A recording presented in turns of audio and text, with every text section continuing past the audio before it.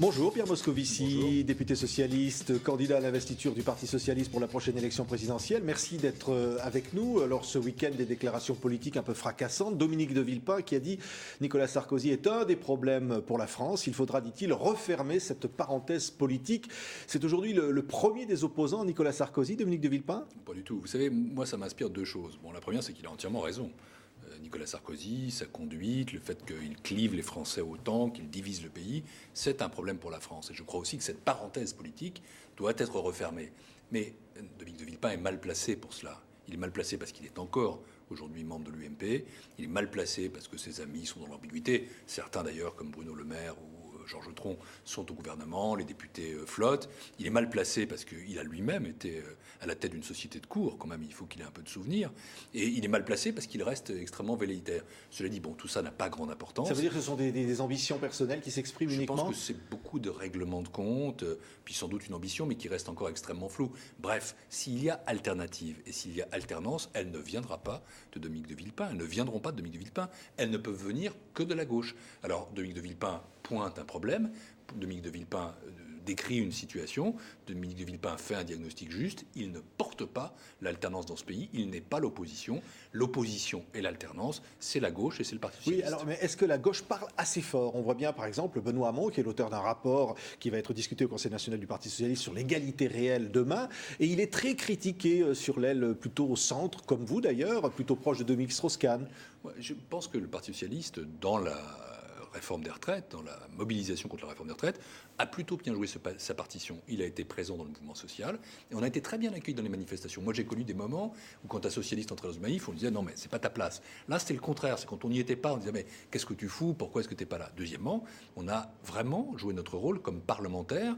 Eh bien, d'abord faisant valoir des arguments, des amendements, des propositions, et puis aussi en donnant du temps au mouvement pour se déployer. Et puis enfin, on a eu des propositions qui étaient des propositions fortes, justes, réalistes, attachées à la retraite à 60 ans. C'est la victoire de Martine Aubry ? C'est une victoire collective, encore une fois, il ne faut pas chercher à justement privatiser les victoires. Et donc on a un parti qui est bon quand il se centre, quand il reste sur son axe.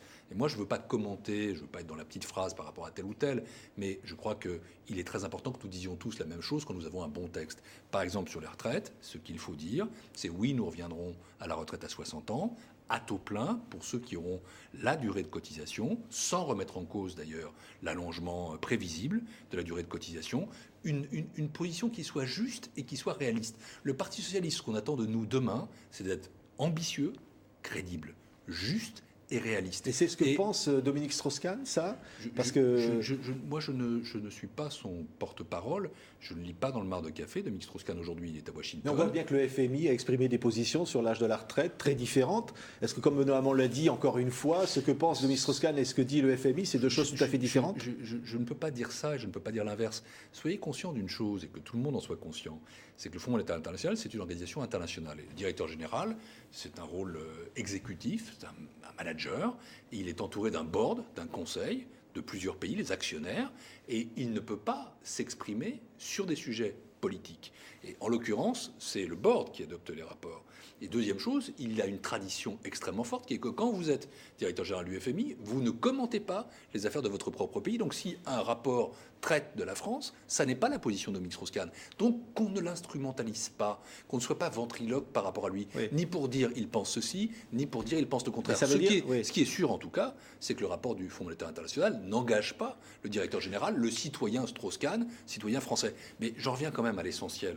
L'essentiel, c'est que ce que je demande, moi, c'est que nous soyons sans arrêt dans l'élaboration de propositions maintenant qui soient très ambitieuses dans la transformation sociale, qui soient très justes parce que les Français n'en peuvent plus de l'injustice du sarkozysme. Oui, Sarkozy est un problème, mais qui soient en même temps très crédibles, qui tiennent compte du fait que nous sommes dans une crise économique, dans une crise financière qui est majeure, et qu'en 2012, si nous revenons aux responsabilités, nous aurons nous aussi à affronter la situation de l'endettement du pays, que nous devrons faire des choix, que nous devrons sélectionner nos priorités, ça veut dire que nous devrons hiérarchiser nos choix. Moi, je suis pour un parti qui fasse le maximum de transformations, mais qui fasse les transformations possibles. Surtout pas dire on va raser gratis. Oui. Je ne suis pas, pour ma part, partisan du mélenchonisme. Mais est-ce que le candidat, quel qu'il soit, qui sera donc le candidat du Parti socialiste à l'élection présidentielle, devra reprendre forcément l'intégrale du programme des propositions qui sont faites actuellement, encore une fois, auxquelles Dominique Strauss-Kahn ne participe pas? Patrick Simonin, on est dans la Ve République.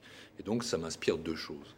La première, c'est qu'il sera très important que le candidat du Parti socialiste soit un candidat socialiste et qu'il assume des idées socialistes. Ça, c'est majeur. Quand nous ne l'avons pas fait, nous nous sommes trouvés parfois dans des situations difficiles. Il ne faut pas confondre le deuxième tour avec le premier. Donc, on aura besoin de rassembler l'électorat socialiste et de porter des propositions socialistes. Et la deuxième chose, c'est que celui ou celle qui sera le candidat du Parti socialiste ou le candidat porté par le Parti socialiste doit aussi, évidemment, incarner quelque chose, un rapport direct avec les Français. Et donc, on ne peut pas lui dire non plus, tiens, prends le parti, tu n'es qu'un porte-voix, prends notre programme, voilà les tables de la loi. Donc, ce qu'il faut faire, c'est construire des propositions suffisamment fortes, suffisamment solides, pour que n'importe quel candidat ou candidate, quel que soit son nom ou son prénom, ait envie de s'en inspirer. Et au moment où il fait sa sauce, celui-ci ou celle-là, qu'il se dise, finalement, le Parti socialiste a bien travaillé. Et notre rôle à nous, comme parti, c'est d'offrir une boîte à outils, c'est d'offrir des propositions tellement fortes qu'on ait envie de les reprendre. Parce que si on fait un truc nul, un projet irréaliste, un projet ni fait ni à faire, un projet qui ne tient pas la route, à ce moment-là, le candidat soit le laissera de côté. Et à ce moment-là, ce sera dommage parce que c'est un risque actuellement, ça ? Non.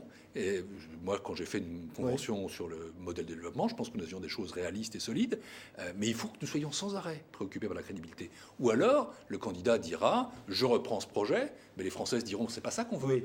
Les Français veulent une politique de justice, mais ils savent aussi, ils sont très conscients des difficultés du pays. Et ils attendent du Parti socialiste une chose, un sentiment très fort, la responsabilité.